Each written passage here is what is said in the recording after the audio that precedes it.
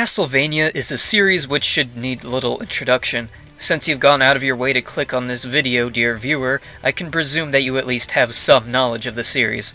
Myself, I've been playing these games for almost a decade by now, and I've managed to play and beat not all but a good many of the games in the series. Growing up and even now, Castlevania has been a formative series for me when it comes to how I play and what I expect from video games. In this video, I'm going to reflect, not on the factual history of this game series, but rather my experience with these games as I played them, to see if I can pinpoint exactly what I felt about them, and how they helped me think about games today. I must stress that I wasn't born early enough to grow up with an NES and the Castlevania series from its start. I'm not here to recount the history of the games as they were released, but in the order I played them, and reflect on how I thought of them. With that said, let's start by rewinding to the late 2000s, the early years of YouTube, and my first Castlevania game, Circle of the Moon. My introduction to the series came from one of the first Let's Plays I ever watched, one of Aria of Sorrow. To my 11 or 12-year-old self, this shit was new and exciting, and I wanted it. So I hopped on over to my local EB Games, remember those, and browsed their selection of GBA cartridges in a glass case. Aria I did not find. Instead, I ended up bringing home Circle of the Moon.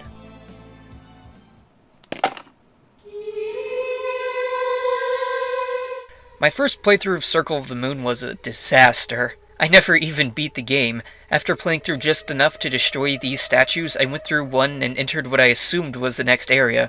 I died repeatedly in it, and thinking it was the next area, not realizing I could go elsewhere, perhaps even forgetting there was an elsewhere, I kept trying to get through what would later turn out to be a late game area. I grinded up all the way to level 40 trying to beat it, and eventually gave up and restarted the game from the beginning. I also deleted the save file when I restarted because I was a goddamn stupid kid who didn't realize that if he had just backtracked a little, he could have played through the rest of the game with an overpowered character and had a grand old time, but the past is the past. Playing back from the beginning, I wound up finding the proper way through and played through the game as intended, and had a pretty good time. That was the first lesson Castlevania taught me. It taught me to explore, to take in my surroundings. If a wall of difficulty is in your way, perhaps there's another route to explore. Perhaps there are hidden secrets locked away behind a wall somewhere. Only way to find out is to go back and look. If I hadn't been willing to go back and explore a little to find my way, I might never have beaten the game. At least, not back then. And these days, exploring in games is one of my favorite things to do. Just recently playing Breath of the Wild, picking a random direction and going was some of the most fun I'd had with games in a long time. And tracing it back, I can thank Castlevania for first instilling in me a sense of exploration. At the time, I wasn't critically minded, but even my kid self noticed how movement felt a little stiff. Aside from noticing that was a thing, at the time I never gave much thought to how it felt to move in the game, but looking back, it was probably why Circle of the Moon ended up being lower on my favorites list. Let me immediately qualify that statement, I still love the game. It's probably an 8 out of 10, but movement, or game feel, would end up being something that mattered immensely to me. In Circle of the Moon, player movement is noticeably slower and stiffer in comparison to other Castlevania titles both before and after it. Slow and stiff movement, as I would later learn, isn't new to the series. In fact, it's arguably the foundation on which the first games were built. And in the context of those older games, I have no problem with the slower movement at all. But in the later titles like Circle of the Moon and its close relatives, the Igavanias as they're called, I find the slower movement to be a little out of place. Movement in the rest of the Igavanias is smoother. The immediate predecessor and successor, Symphony of the Night and Harmony of Dissonance, both feel better to move around in. Your movement and attack speeds are faster and you have more control over your jumps. In comparison, Circle of the Moon feels clunkier. I could not tell you why this change occurred from Symphony to Circle. I doubt it was hardware limitations, considering the next two games did movement just fine. Perhaps the developers weren't yet used to the hardware. Perhaps they wanted to give the game a more old-school feel. Whatever the case, I don't think this slower movement worked in the game's favor. It didn't work against it either because it still functioned adequately, but it could have been so much better. So why does it matter? Why does it matter that the game feels a bit stiffer to play? The answer is combat.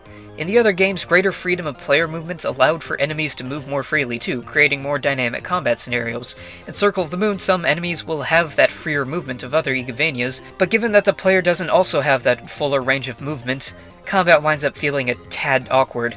Not awful or unplayable, mind you, just more frustrating than it needed to be. For example, throughout the game there are a bunch of these flying enemy elemental demon things that fly around the screen quickly, with fast attacks that are hard to deal with, given that you're much slower than they are. Must go faster. So why does this all matter to me? Because mobility is something I would come to value in games. In Breath of the Wild, I love how you can climb almost anything. It really opens up the world and allows for freedom of exploration. In Team Fortress 2, I loved going fast as Scout or rocket jumping all over the place as Soldier.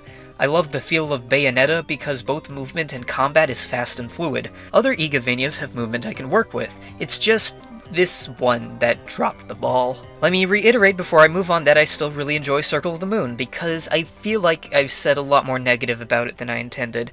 As my first Castlevania, I hold it in high regard in my memories and heart, and my observations about it help to inform what I would come to value in games. Just because it has some game design quirks doesn't mean I don't love it, and man, who could ever say no to that soundtrack?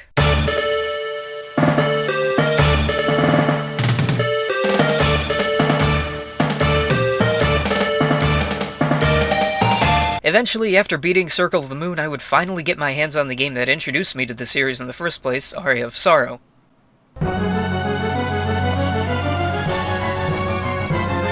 Saying this up front, Aria is my favorite Castlevania game. I love its aesthetic, from the sprite work to the art style, which I'll come back to, and the music.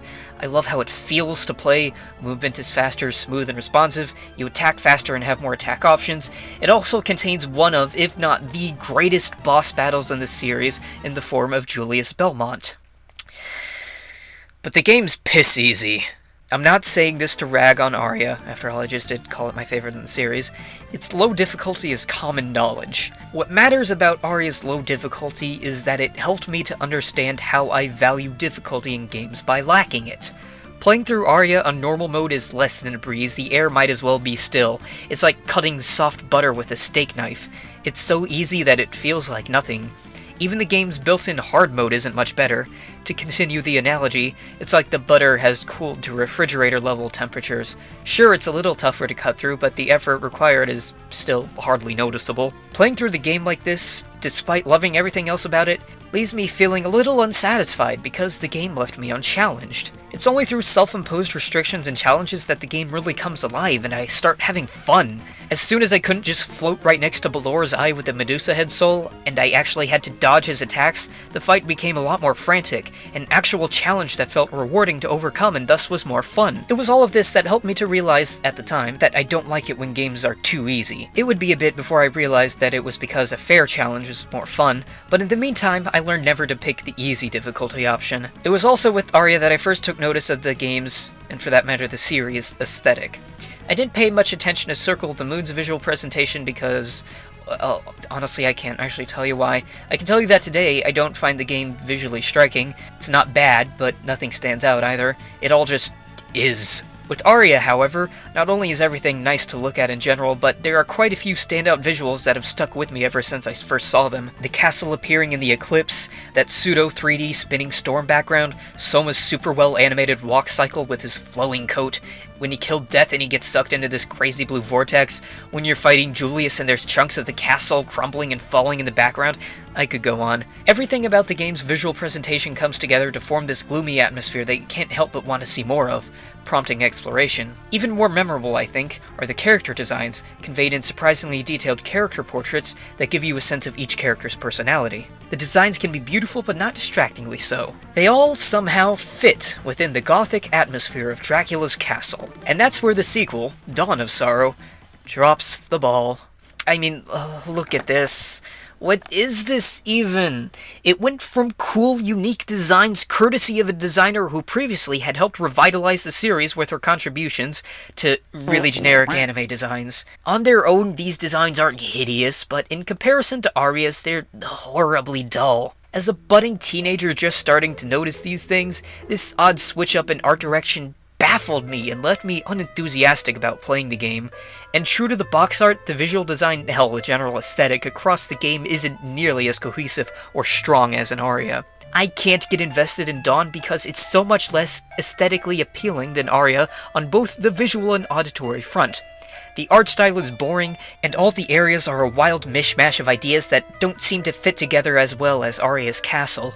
The audio design isn't nearly as exciting, where Aria had hit sounds that were visceral and made each hit sound impactful. This game's hit sounds are just clinks and clanks. The music's not bad. Actually, it's pretty good, but I think it's sad that the best pieces it offers are remixes of old tunes, leaving it lacking a strong musical identity of its own. These complaints may all sound pedantic, and I know they are. After all, the gameplay is still fine, but if the game isn't appealing to behold, even if it is fun, wouldn't you rather be playing a game that's both fun and aesthetically interesting in some fashion? This is what Dawn of Sorrow helped me to realize. Aesthetic matters.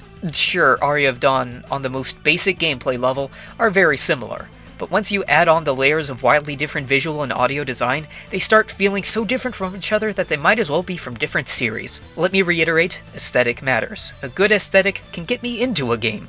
Okami would not be half as engrossing without its beautiful visual presentation.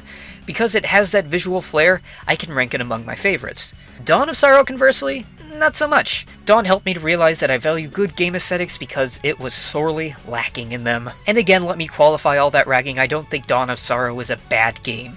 It's perfectly serviceable. Movement and combat are just about on par with Aria, and it's not a complete breeze to beat, so that's an improvement. As its own game, it might be pretty good, but as a sequel to Aria, it felt lacking. Now, this is where my memory gets a bit hazy. I know which two Castlevania games I played next, but I'm not sure in which order, though that doesn't matter because they both helped me to realize the same thing, the value of challenge.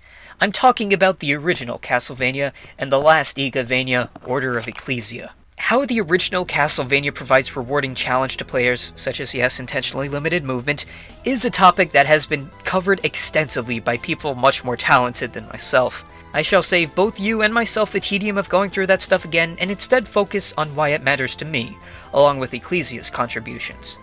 Basically, it matters to me because it helped me to realize that challenge is fun. The original Castlevania was the first time I remember feeling a sense of euphoria every time I overcame one of its challenges. In fact, upon first beating the game, I was so ecstatic I was yelling, which I'm sure was startling to the rest of the household because that was something I had not done before. Order of Ecclesia I felt was similarly challenging, though not to the degree of the original. Specifically, its set of bosses is the strongest in the series. I will take your shadow. Both because of their rewarding level of challenge and because they incentivize the player to get good at them. Unique to Ecclesia is the feature of each boss rewarding the player with a medal on the condition that the player takes no damage while beating the boss. That simple feature, to my teenaged self, was mind-altering. I knew from the outset that these medals were entirely optional, but their mere existence was tantalizing. Because they were there, I felt I had to have them, had to prove myself. So, prove myself I did. The bosses were difficult, but I learned them and beat them perfectly, and by golly, did that feel good. Those two together, the euphoria of beating Castlevania on NES, and the triumph of getting all those boss medals in Order of Ecclesia, led me to the realization that I love a good challenge in games. Overcoming those challenges had been the most fun I'd had with video games up until that point. To this day, only the experience of playing Dark Souls, that famously challenging and punishing but fair game, has matched up. In fact, Dark Souls has become one of my favorite games of all time, and the process of learning and overcoming its various challenges and bosses was immensely satisfying, and heavily reminiscent of the time doing the same in Order of Ecclesia. Hell, the fight with Artorias, one of my favorite boss fights ever, reminds me of the Castlevania duels, like Soma vs. Julius and Shinoa vs. Albus. All of these fights are some of the most intense, personal, and memorable bosses I faced. The atmosphere of the fights, the relatively even playing field between characters of similar style, the iconic music, and the difficulty that requires you to pay attention to your opponent and learn their style until you can successfully react to everything they throw at you. A fair fight, a good challenge, a feeling of triumph, that's the shit I love. The thing about challenge, though, is that it's only fun to overcome if it's fair. If a game is hard to the point of frustration, then it stops being fun, and then what's the point? That's where Castlevania III comes in. It was the next game I played, and I was never able to beat it until just earlier this year. And even then, I had to use save states like a dirty cheater. Castlevania III is too hard. Going beyond what I think of it, this is something the entire internet agrees on. Arino couldn't beat it. He spent 7 hours dying to the same falling blocks. I wanted to love this game. I really did. In every other aspect, it's a step up from the first game. Graphically, it's more vibrant, striking. You've got more characters to experiment with, more levels to explore, and hot damn, the music is kick-ass. But it's just too hard. I can't play this game without getting mad. And when I'm mad, I'm not having fun, I'm being and feeling unpleasant. The lesson I learned here: a good fair challenge can be an asset, but if the challenge is too great, it can and will break a game. And here's where my engagement with the series started to slow down. Around the same time, I would play and beat Super Castlevania IV, Rondo of Blood, and Symphony of the Night. And while I had fun with all of them, I can't say any of them were as impactful to me as everything I've discussed up until now. I'd already taken away from the series most of what it had to offer. From Circle of the Moon came that initial spark of wonder, the first drive to explore ignited within me. It, along with Aria of Sorrow, helped me to realize the value of movement. How it feels to navigate a game space directly impacts how much fun I'm having. Aria and Dawn both led me to realize how much I value aesthetic. The original and Order of Ecclesia both instilled in me a desire for a fair challenge, and Castlevania III prevented me from going overboard with that. And just so I'm being clear, these games were not the only factors in me, for lack of a better term, learning all of these lessons. They were, however, hugely influential, which is why I focused on them. Since then, I'm hesitant to admit, my engagement with the series waned. I got all caught up in high school and college and found other gaming obsessions. Cough, Ace Attorney, cough. And then anime happened, and that's been a whole other rabbit hole that I'll never be able to climb out of. It seemed I had no more time for Castlevania until something funny happened. The Netflix series. I watched it. I loved it. I made a video about it when it came out, but more important than whatever I said in that video, it revitalized my love for the series. Suddenly I felt bad that I had left the series by the wayside. Now I've started playing them again. I've replayed some old favorites, and I've picked up some others for the first time. Since the Netflix show, I picked up Portrait of Ruin for the first time, completed it, had fun. Picked up Harmony of Dissonance for the first time, completed it, had fun. Picked up Dracula X, beat it, and oh wait, that one sucks. Picked up Bloodlines just the other day. Oh wait, it only has 2 continues. Oh no, it's harder than 3. Oh no. Point being, I'm back into Castlevania now. I can blame the show for that, and now I've had the chance to reflect on it and realize that the series has had more of an impact on me than my 12-year-old self ever had the chance to know. And now I'm excited for the future. The series itself may be probably dead now, #fuck Konami, but there's still a few classic titles I've yet to try, and Bloodstained is happening soon, so the series will at least live on in spirit. For me, there's nothing but excitement to look forward to, and maybe some frustration, too. Thanks for sitting through my reminiscing about video games. If you enjoyed this video, stick around, there's more Where It Came From on its way. If you have something to say, please leave a comment. Believe it or not, I do enjoy reading every single one I get. Thanks again for watching. Now, if you'll excuse me, I'm gonna keep trying to beat Bloodlines. It's really hard, guys. Around the same time, I would play and beat Super Castlevania IV Super. God damn it, Ego Raptor.